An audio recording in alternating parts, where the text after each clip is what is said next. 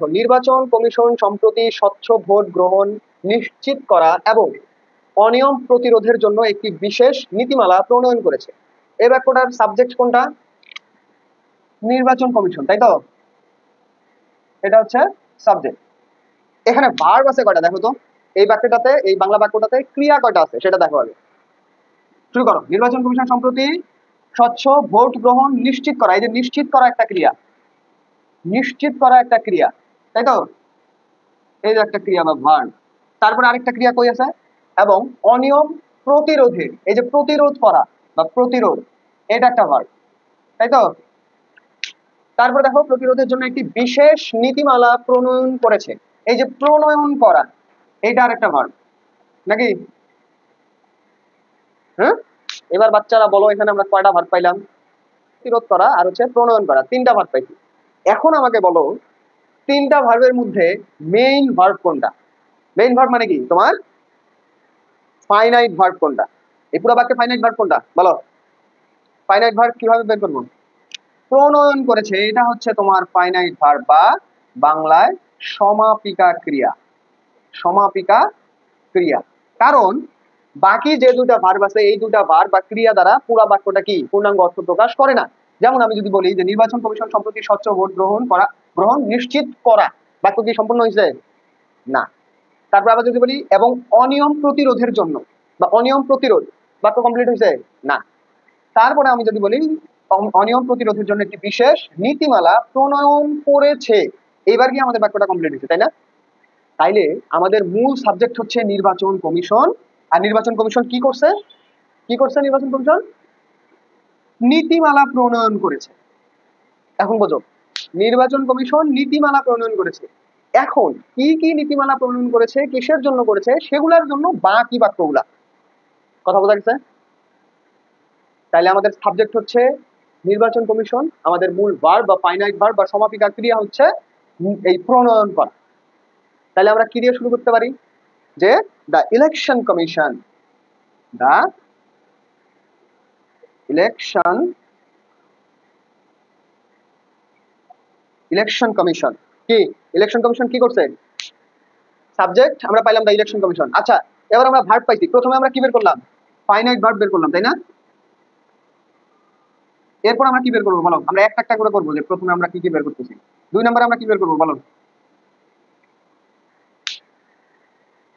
এখানে অ্যাক্টিভে বাক্যটা হয়েছে নাকি প্যাসিভে হয়েছে বলো দেখি? অ্যাক্টিভ কিভাবে বুঝলাম? হ্যাঁ, তুমি যখন অ্যাক্টিভ না প্যাসিভ সেটা বের করবা, তখন জাস্ট খালি এই যে মূল যে ভার্বটা আছে সেটাকে কি জিজ্ঞেস করবা যে এই জিনিসটা কে করছে, তার উপস্থিতি যদি বাক্যে থাকে যে নির্বাচন, আচ্ছা প্রণয়নটা কে করছে, এই নীতিমালাটা প্রণয়ন কে করছে? নির্বাচন কমিশন করছে। উত্তর আছে, এই উত্তর আছে মানে যেটাকে উত্তর আমরা পাচ্ছি সেটা হচ্ছে সাবজেক্ট বা কর্তা, তাই তো? তাহলে আমাদের সাবজেক্ট আছে, তার মানে এটা একটা অ্যাক্টিভ ভার্ব, তার মানে আমাদের প্যাসিভের কোনো কাহিনী নাই। এবার আসো, এই বাক্যটা কোন টেন্সে আছে সেটা বের করি। কোন টেন্সে আছে বলো? 3 নম্বরে আমরা বের করবো কোন টেন্সে আছে বলো? নির্বাচন কমিশন নীতিমালা প্রণয়ন করেছে, এটা কোন টেন্স? Present perfect tense. সে স সেন করছি না? সে স সেন, এগুলো কি ক্রিয়া শেষে যদি সে স সেন থাকে সেটা কি প্রেজেন্ট পারফেক্ট টেন্স। এখন প্রেজেন্ট পারফেক্ট টেন্সের স্ট্রাকচারটা কি আমাকে বলো দেখি? Subject plus have has plus V3 plus object. যদি এইটা প্রেজেন্ট পারফেক্ট টেন্সের স্ট্রাকচার হয়, তাহলে সাবজেক্ট যদি আমাদের হয় দ্য ইলেকশন কমিশন, তাহলে এটার জন্য আমরা হ্যাভ নেব না হ্যাজ নেব? অবশ্যই হ্যাজ নেব। তাহলে দ্য ইলেকশন কমিশন হ্যাজ আমরা পাইলাম। এখন প্রণয়ন করাকে আমরা ধরবো, নিশ্চিত করা ধরবো না প্রতিরোধ করা ধরবো? আমাদের মূল ভার্ব কোনটা বলো? নিশ্চিত করা তো ফাইনাইট, নন ফাইনাইট ভার্ব, অসমাপিকা ক্রিয়া, আমরা সমাপিকা ক্রিয়াকে ধরবো। প্রণয়ন করাকে ধরতে হবে, আমরা নিশ্চিত করা প্রতিরোধ এগুলা ধরবোই না, কারণ এগুলো অসমাপিকা ক্রিয়া। আমাদের সাবজেক্টের পরে আমাদের যে ভার্বটা লিখবো এটা কি নন ফাইনাইট লিখবো না ফাইনাইট লিখবো?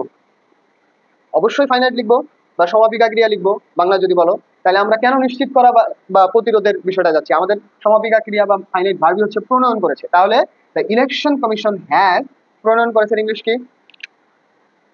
কয়েকটা ইংলিশ আছে। ফর্মুলেটেড, ফর্মুলেটেড বলতে পারো, ছাড়া আরো বলতে পারো অ্যাডপ্টেড। এখন কথা হচ্ছে এই যে ফর্মুলেটেড, ডেভেলপ, এগুলোর অর্থ হচ্ছে তোমার প্রণয়ন করা বা বাস্তবায়ন করা হচ্ছে তোমার ইমপ্লিমেন্টেড বা অ্যাডপ্টেড, এগুলো হচ্ছে বাস্তবায়ন করা, কিন্তু আমাদেরকে কি বলছে? প্রণয়ন করা। এজন্য আমরা ধরো হয় ডেভেলপড বা হচ্ছে গিয়ে ফর্মুলেটেড, যে কোনো একটা নিলাম। তাহলে দিলাম যে the election commission has formulated. কেন ফর্মুলেটেড দেখলাম? কারণ have has plus V3 present perfect টেন্সের উদাহরণ, স্ট্রাকচার, তাই তো? তাহলে আমরা কি পাইলাম? যে নির্বাচন কমিশন প্রণয়ন করেছে। The election commission has formulated. তাহলে নির্বাচন কমিশন সম্প্রতি প্রণয়ন করেছে। এখন কি প্রণয়ন করেছে বলো? নীতিমালা, একটি বিশেষ নীতিমালা। একটি বাদ দাও কেন? একটির জন্য তো এ লিখতে হবে, ওটা একটা গুরুত্বপূর্ণ বিষয়। তাহলে কি বলছে? একটি বিশেষ নীতিমালা। এটার ইংলিশ কি? Special policy. Special policy, POLICY, policy. তাহলে the election commission has recently formulated special policy, একটি বিশেষ নীতিমালা। সেই নীতিমালাগুলো কি কি বলো? স্বচ্ছ ভোট গ্রহণ নিশ্চিত করা, তাই তো? প্রথমটা কি? স্বচ্ছ ভোট গ্রহণ নিশ্চিত করা। দেখো এখানে একটা ভার্ব আসতেছে না? এই ভার্বটাকে কি আমরা ফাইনাইটি রাখবো, এনশিওর রাখবো? নিশ্চিত করা ইংলিশ এনশিওর। তাহলে কি আমরা এনশিওর দিয়ে লিখবো, নাকি এটাকে ইনফিনিটিভ করে নন ফাইনাইট করতে হবে বলো? কারণ এই বাক্যে তো আমরা মূল ভার্ব একটা ফর্মুলেটেড অলরেডি লিখে ফেলছি, এখন বাকিগুলো তো নন ফাইনাইট ভার্ব, অসমাপিকা ক্রিয়া। তাহলে আমরা পরের বাক্য কি শুরু করতে পারি? যে স্বচ্ছ ভোট গ্রহণ নিশ্চিত করাকে কিভাবে লিখতে পারি? টু এনশিওর ট্রান্সপারেন্ট ভোটিং, নাকি? খেয়াল করো, এবার আমরা শুরু করতেছি টু এনশিওর ট্রান্সপারেন্ট। বানান বলো তো? TRANS, transparent voting. একটা গেল যে স্বচ্ছ ভোট গ্রহণ নিশ্চিত করা। তারপরে কি আছে? এবং, এবং এর ইংলিশ কি বলে দিতে হবে? এন্ড। তারপরে কি? অনিয়ম প্রতিরোধের, অনিয়ম প্রতিরোধ, অনিয়ম প্রতিরোধ কি? এন্ড বলো, ইংলিশ করো আগে প্রতিরোধের, প্রতিরোধের ইংলিশ কি? প্রিভেন্ট, প্রিভেন্ট, ঠিক আছে? প্রিভেন্ট মানে প্রতিরোধ না? এন্ড প্রিভেন্ট, প্রিভেন্ট কি? প্রিভেন্ট করতে অনিয়ম, অনিয়ম ইংলিশ কি? ইরেগুলারিটিস। আমরা এখানে দুইটা নন ফাইনাইট ভার্ব পাইছি, তাই না? একটা হচ্ছে নিশ্চিত করা আর একটা কি? প্রতিরোধ। আমরা নিশ্চিত করার আগে, এনশিওরের আগে টু দিছি, বাট প্রিভেন্টের আগে টু দেইনি। আমাদের কি টু দেওয়া উচিত ছিল না উচিত ছিল না বলো? অবশ্যই ছিল। আমাদের উচিত ছিল কি এখানে প্রিভেন্টের আগে একটা টু দিয়ে এটাকে কি করা? নন ফাইনাইট করে নেওয়া, তাই না? আমরা তো একই বাক্যে দুটা ফাইনাইট ভার্ব ইউজ করতে পারবো না। কিন্তু এখানে আরেকটা মজার বিষয় দেখো, তোমাদেরকে এন্ড এর কথা বলছিলাম না একবার? এন্ড, এন্ড খালি একবার না, খালি একবার না, এন্ড এর কথা প্রতিদিনই বলি। এন্ড এর আগে যদি কোনো কিছু থাকে পরেও কি সেম জিনিস। আবার আরেকটা কথা, যে এন্ড এর আগে আমরা যে নন ফাইনাইট ভার্বটা লিখছি বা ভার্বটা লিখছি, সেটার আগে কি একটা টু দিয়ে নিছি না?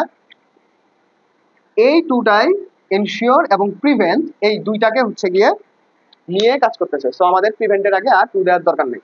কথা ক্লিয়ার? এবার বাক্যটা পড়ে দেখো তো, পুরো বাক্যটা। The election commission has recently formulated a special policy to ensure transparent voting and prevent irregularity. বাক্যটা কি এখন কঠিন লাগতেছে? ওয়ার্ড গুলা কিছু একটু আননোন, বাট আমরা পুরাটা অনুবাদ করতে পারছি কিনা ইংরেজিতে?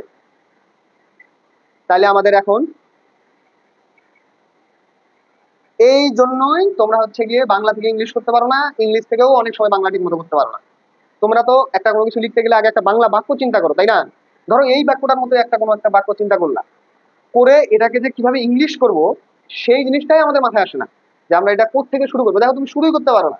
যে সাবজেক্টের পর্যায়ে এখানে তো সাবজেক্ট দেওয়া ছিল, ধরো একটা প্যাসিভ বাক্য দিতাম, আরো ভেবা থেকে খেয়ে দিতাম, তখন তো আরো সাবজেক্টও খুঁজে পাইতা না। সাবজেক্ট থাকলে না সাবজেক্ট দিয়ে শুরু করা যায়, যে দ্য ইলেকশন কমিশন এটা দিয়ে শুরু করলাম, বিসমিল্লাহ করলাম। বাট প্যাসিভে থাকলে তো বিসমিল্লাহ করতে পারতা না। বাট যদি তুমি ফর্মুলা জানো যে কোনটা থেকে কোনটায় যাইতে হবে, কোনটা দিয়ে শুরু করতে হবে, তারপরে আমি মনে করি যে আর তোমাদের বাংলা বাক্য ইংরেজি করতে এত পেন খাওয়ার দরকার মনে হয় না আছে। এরকম আরেকটা বাক্য দেখি করতে পারবা না?